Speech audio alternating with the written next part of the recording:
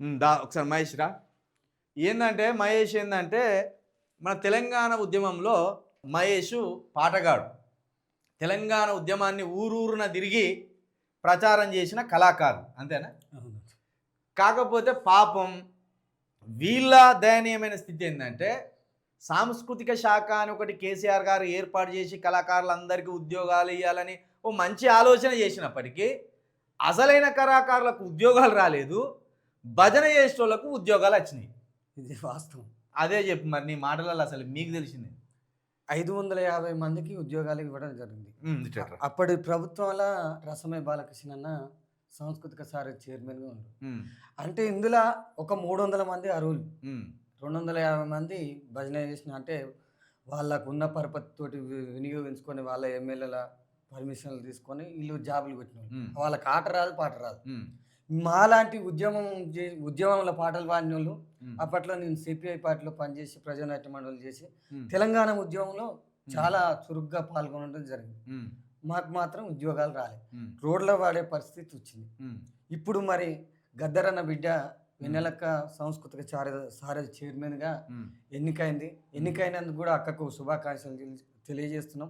ఎందుకంటే గద్దర్ అంటే ప్రజాపాట, ప్రజల వైపు తన ఆట పాట ఉంది కాబట్టి ఆయన తండ్రి, ఆమె తండ్రి బాటలో వారసురాలు కాక ఆయన బాటలో ముందుకు పోతుందని మరి మాలాంటి కళాకారులకు కూడా ఏమన్నా ఉద్యోగ అవకాశాలు కల్పిస్తుందేమని ఈ వేదిక మీద నుంచి చెప్పడం జరుగుతుంది. అయితే ఇప్పుడు రాసమయ బాలకృష్ణ అన్న ఇంత పోరాటం చేసి ఇంత ఉద్యమంలో ఉండి అసలు కళాకారులకి ఇవ్వలే. భజన చేసిన కళాకారులకి అసలు వాళ్ళు ఉద్యమంలో కనిపించని వాళ్ళు. ఎందుకు ఎట్లా జరిగింది మరి ఇది మోసం? అంతే, ఇక వాళ్ళకు నచ్చిన వాళ్ళకి ఇచ్చుకోరు. వాళ్ళకు ఒక ఆట రాదు పాట రాదు.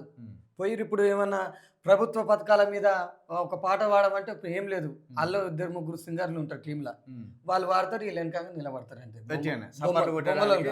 అర్థం డిపిఆర్ తోటి సంతకం పెట్టించుకురా మళ్ళా ఒక గంట. కళాకారుల ఉద్యోగం ఎట్లుంటుంది చెప్పారా?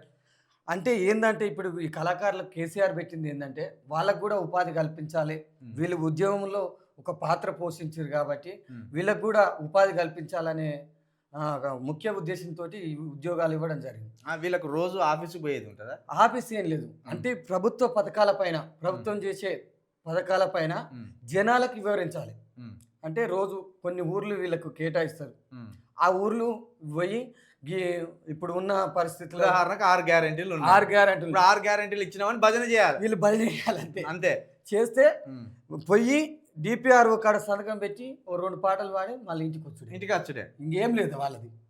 8 గంటల డ్యూటీ లెక్క ఇట్లేం లేదు. ఇప్పుడు అసలైన కళాకారులకు దెబ్బ పడుతుంది ఆడ.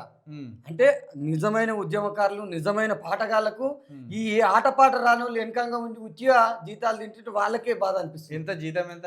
25,000. మనం 25,000 తీసుకొని పోయి రేవంత్ అన్న 6 గ్యారెంటీలు ఇచ్చిండో రేవంత్ అన్న అని సపాట్లు కొట్టుకుంటూ, లేకపోతే 3 రంగుల జెండా బట్టి 6 గ్యారెంటీలు ఇంటికి తెచ్చి. అందుకోసమే రేవంత్ రెడ్డి సర్కారు ముందుగా ఆలోచించి ఇకనైనా దాని మీద సర్వే చేసి, అంటే అర్హులైన కళాకారులు ఎవరు, అర్హులు కాని కళాకారులు ఎవరు అని దాన్ని పరిష్కరించి అర్హులైన వారికి ఉద్యోగాలు ఇస్తే వాళ్ళ జీవితాలు బాగుపడతాయని. ఎందుకంటే తెలంగాణ ఉద్యమంలో సకల జనుల సమయంలో లాఠీ దెబ్బలకు, పోలీసుల దెబ్బలకు ఈపు మొత్తం కమిలిపోయిన రోజులు కూడా ఉన్నాయి. కాదు, ఇప్పుడు మీ రాగం శుద్ధి తప్పినట్టేగా మరి. అంతే, ఇప్పుడు మీరు ఇప్పుడు ప్రజా కళాకారులు అంటే ప్రజల కష్టాలను, ప్రజల సమస్యలను వివరిస్తూ ప్రభుత్వం మీద ఒక విధంగా పరోక్షంగా యుద్ధం చేయాలి. అవును, కానీ ఇప్పుడు ప్రభుత్వానికి జోకడానికి సిద్ధమైనట్టుగా ఇది. అయితే ఇది అంతే అన్న భజనకే. కానీ అప్పట్లో అంటే రాజశేఖర్ రెడ్డి హయాంలో కానీ, రాజశేఖర్ రెడ్డి పోయిన తర్వాత కిరణ్ కుమార్ రెడ్డి, రోషే వీళ్ళున్న ప్రభుత్వంలో అప్పుడు బడిబాట అని, వాటర్ షెడ్ ప్రోగ్రామ్ అని కళాకారులకు ఒక నెల రోజులు ప్రోగ్రామ్ ఇచ్చేది. ఇక అట్లా అంటే కొంతమందికి, అంటే అందరికీ ఉపాధి కలిగేది. ఇప్పుడు ఈ అంటే ఈ గవర్నమెంట్ ప్రోగ్రాంలు కళాకారుల జాబులు ఉన్న వాళ్ళు చేస్తారు కాబట్టి ఈ బయట ఉన్న కళాకారులకు ఉపాధి లేదు. కూలి పనికి పోతురు, మేస్త్రి పనికి పోతురు. మళ్ళీ చూస్తే ఒక్కొక్క అద్భుతమైన పాటలు, ఒక్కొక్క గొంతులు కోయిల గొంతులే. ఉద్యమాన్ని ఉర్రూతలు, తెలంగాణ ఉద్యమాన్ని ఉర్రూతలు ఊగించారంటే కళాకారులు లేకపోతే విద్యార్థులు ఎంత పాత్ర పోషించారో కళాకారులు ఎవరి వంతు పాత్ర వాళ్ళు పోషించారు. అవును, కేసీఆర్ వంతు పాత్ర కేసీఆర్ పోషించారు, కళాకారుల వంతు పాత్ర కళాకారులు పోషించారు, విద్యార్థుల వంతు పాత్ర విద్యార్థులు పోషించారు. అవును. అయితే నేనేమంటున్నంటే ఇంకా కొన్ని ఉద్యోగాలు పెంచి వాళ్ళకు ఉపాధి కల్పిస్తే మంచిగా ఉంటుంది. ఏది ఇప్పుడు మన వెన్నెల గారిని అడుగుతున్నారు. వెన్నెల అక్కకి చెప్తున్నాం, ప్రభుత్వానికి విన్నవించమని ఇంకా కొన్ని ఉద్యోగాలు పెంచి అర్హులైన ఉద్యమ కళాకారులకు వాళ్ళని గుర్తించి వాళ్ళకు ఉపాధి కల్పించాలని కోరుకుంటున్నాం ఈ వేదిక నుంచి. అయితే ఇప్పుడు దాంట్లో 500 మంది ఉన్నారు. 550 మంది. 550 మందిలో అర్హులు ఎంతమంది ఉన్నారో ఎంతమంది లేరో ఓకే, ఈ ఉద్యోగాలు ఎక్కింది కాబట్టి మీ జీవితాలను కూడా పాడు చేసేదానికి మనసు లేదు. మా సొంతలకు కూడా వాళ్ళని తీసేయరు అని కూడా మేము అన్నాం. అది కాదు. ఇప్పుడు 530 మందితో పాటు మహేష్ లాంటి కళాకారులు కావచ్చు, లేకపోతే మన సంజీవ లాంటి కళాకారులు కావచ్చు, ఇంకా ఇంకెవరు ఉన్నారు, మన జగన్ ఇలాంటి వాళ్ళు. అంటే వీళ్ళు ఓన్లీ పాటనే నమ్ముకొని బతుకుతాను నిజానికి. వీళ్ళు ఇప్పుడు మహేష్ ఏ పనికి పోడు, పాటే పాటే పాటే. ఇక పలానా దగ్గర ఏదన్నా ఆ కార్యక్రమం ఉన్నదంటే అడిగిపోయి పాట పాడతాడు, లేదా పలానా దగ్గర చావు ఉన్నదంటే ఆ చావు దగ్గర కూడా పాట పాడతాడు, ఇంకో దగ్గర కూడా పాట పాడతాడు. ఇట్లా ఇక మొత్తం వీళ్ళ జీవితం అంతా పాట అయిపోయిన సాగుతాను. వీళ్ళు ప్రజల గొంతులై సాగుతున్నారు వీళ్ళు.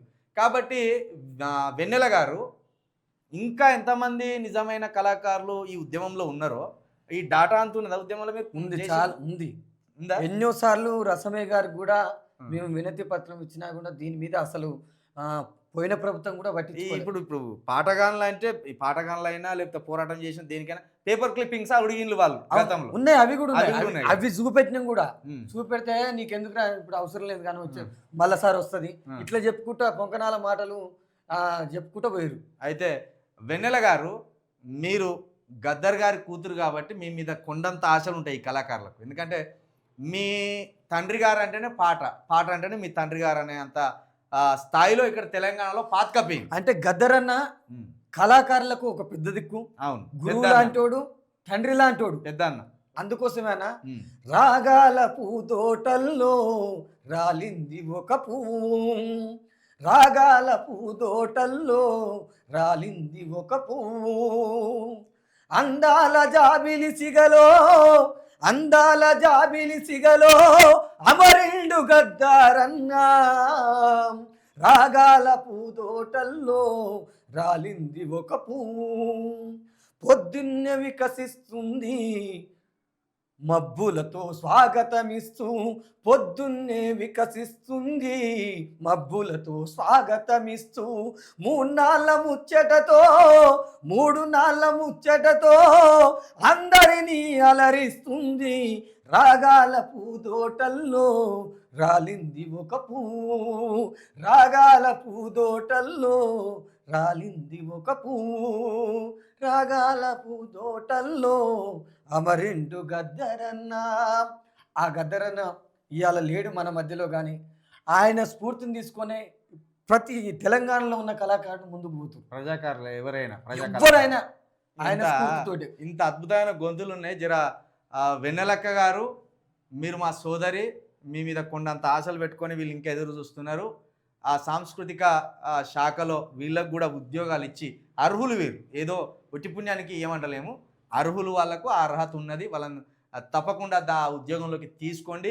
మీ భోగాలనే వాడతారు, ఎట్లయినా మీ భోగాలను మీ రాగాలనే వాడతారు. శృతి తప్పినా మంచిదే, కానీ బతుకు తెరువు కోసం మీ రాగాలను భోగాలను పాడతారు.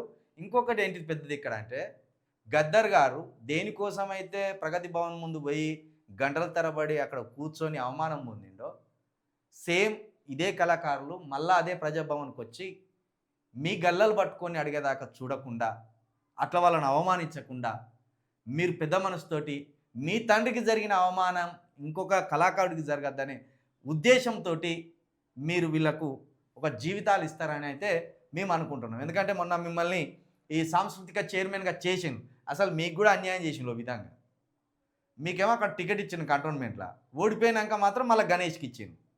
ఎందుకంటే ఇప్పుడు గెలిచే సీట్ అది. ఇప్పుడు కనుక సీట్ ఇస్తే మీకు గెలిచేది. గతంలో ఎవరు వస్తారో ఎవరు ఓడిపోతారో తెలియక అప్పుడు బీఆర్ఎస్కి వేసిండు. ఇప్పుడు కాంగ్రెస్ ప్రభుత్వంలో ఉన్నది కాబట్టి కాంగ్రెస్లోనే గెలిపించుకోవాలనేది ఉంటుంది కంటోన్మెంట్ ప్రజలకు.